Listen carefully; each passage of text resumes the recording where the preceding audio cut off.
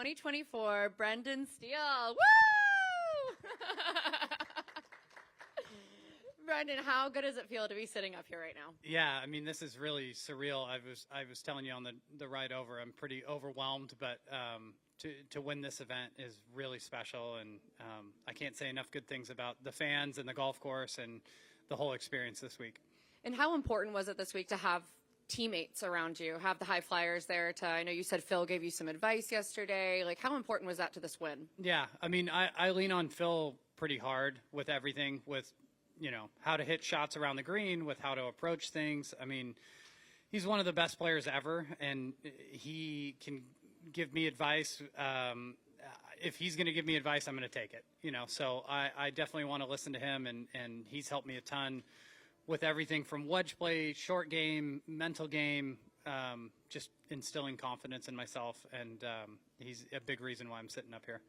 There was a lot of action on the golf course today. You were able to hold the lead, but there was a couple times where John almost caught you, others almost caught you. Were you paying attention to the leaderboard at all, or were you just focusing on your game? Yeah, I was paying attention. I always do. I had a bad experience not paying attention when I was younger, thinking that I had a chance to win, and I didn't, and kind of made some mistakes with that. So I definitely pay attention.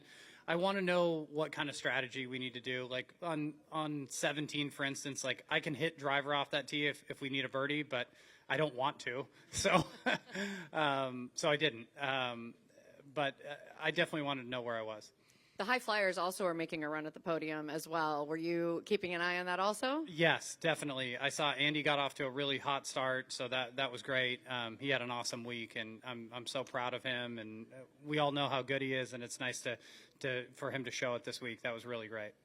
So that moment when you're walking down 18 and the fans are all behind you, and it's, you know, like a scene from, you know, one of the world's biggest golf events. What did that feel like? Yeah, that was pretty wild. I mean, I was terrified over that wedge shot, to be honest, because it's like it's a really tough shot. I need to get it over the tier, but not go into the back bunker. And you know, I've got, I don't know, 10,000 fans in the fairway, kind of right on top of me. And so, fortunately, all the work that I put in over the off season with Phil in his backyard and all the help that he's given me, it really paid off with that shot specifically.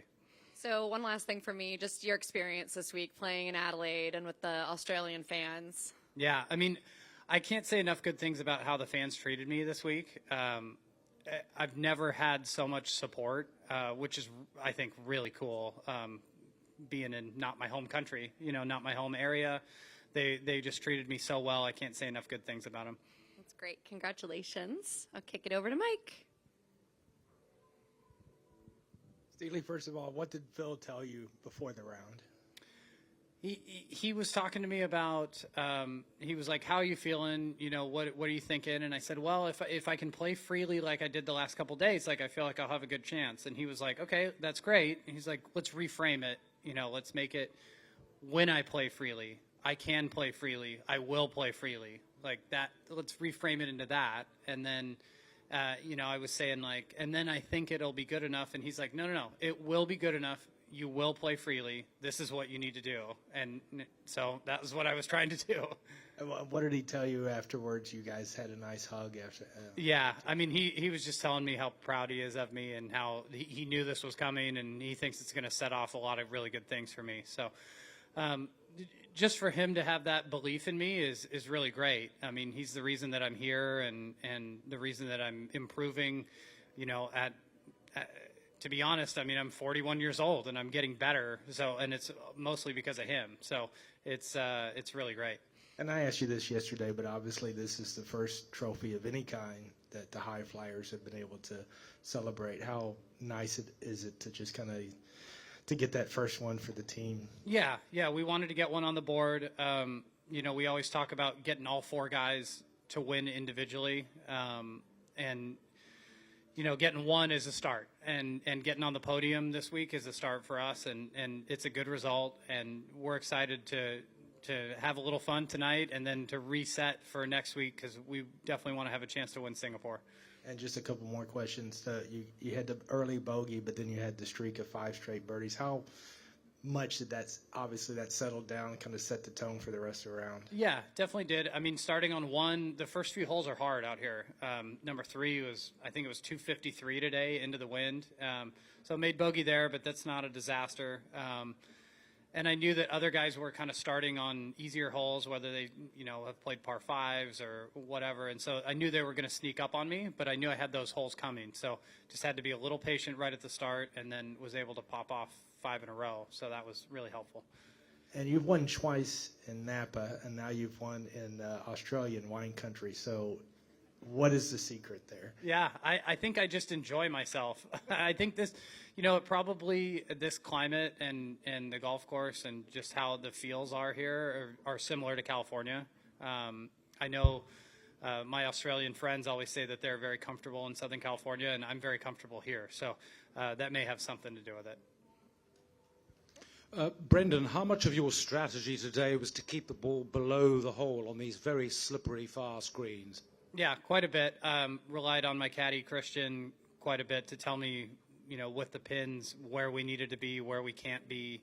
And so we obviously want to hit it as close as we can, but we need to do it within reason. And sometimes you have to be safe and smart. So even though the scores are low, you have to watch where you put the ball, because you can get in big trouble out there. And when your lead began to shrink a bit on the back 9, a couple of birdie putts didn't drop, you looked very calm and collected. Were you calm and collected? I'm pretty nervous all the time. Like, I think that's just my DNA. I really want to play well all the time. And so it was about kind of overcoming that and just trying to be as free as I could be. And I felt great with how I executed, even despite being very nervous. 2 editions of LIV Golf Adelaide won by 2 Americans. It doesn't seem like a golf course that would typically suit American players. I'm wondering if you can provide any insight into perhaps what you and Taylor last year found that the other players couldn't. Yeah, that's a good point. I'm not sure. I know in general we think of like Americans as the big hitting, like, you want the big wide golf courses. Where I won in Napa twice is a little bit more like this. It's a little bit more point A to point B. Have to be smart with your strategy. In general, I would say as long as you're driving it really well here, you can get after some stuff. But as soon as you get off the fairways, you're in trouble. And the fairways aren't very big for the most part. So, I can't really put my finger on it, but Taylor and I maybe like similar things and play a similar game, and we're not the big bombers that you would normally think of, I guess, with Americans. Is there something in it, like, should we be giving you more credit at being able to adapt than perhaps we do? I don't know about that. I feel really good when I get here. I understand the shots that it requires. I like the strategy. I like not just getting on the tee and wailing driver on every hole. I like being, like on 9 and 13 even, I'm hitting this like helicopter cut driver that I've been working on just for those 2 holes specifically. I like coming up with that kind of stuff. I'm hitting a lot of 4 irons off the tee just to put myself into position, and then controlling my numbers with, 9 iron and wedge and things like that. So I enjoy that side of it versus just getting up on the tee and wailing driver over and over again. Do you think you won this with a particular department of your game, or do you think it was your mental strength, as you referenced before? I think mostly just playing more freely than I normally do. The wedge play was fantastic this week, and that's all the work that I've done with Phil over the last 6 months, really. And I was able to hit my numbers all the time. I hit a ton of wedges really close. Even like the first day I played the par 5s even, but I made 8 birdies. So I was hitting really good shots, and kind of knew that there was something special in it if I wasn't playing the par 5s well and still making that many birdies. Thanks, Brendan. Best of luck next week. Thank you. Anyone else? Brendan, you were watching the playoff in the teams event. You're a rather impartial observer. I just want to get your thoughts, what you made of the Bronx cheers towards the South Africans when things went a little haywire for them. Yeah, I mean, I thought that was really cool. It was the first playoff in LIV history. Is that correct? Team playoff? Yeah. It was really fun to see. I mean, there's a lot of pressure there with the team. You want it really bad. It definitely turned into a true home game there. But I think it's all in good fun. I think it was great, and it's a great result to have Ripper win in the home country. Great. Anyone else? Perfect. Thank you so much, Brendan. you. Congratulations.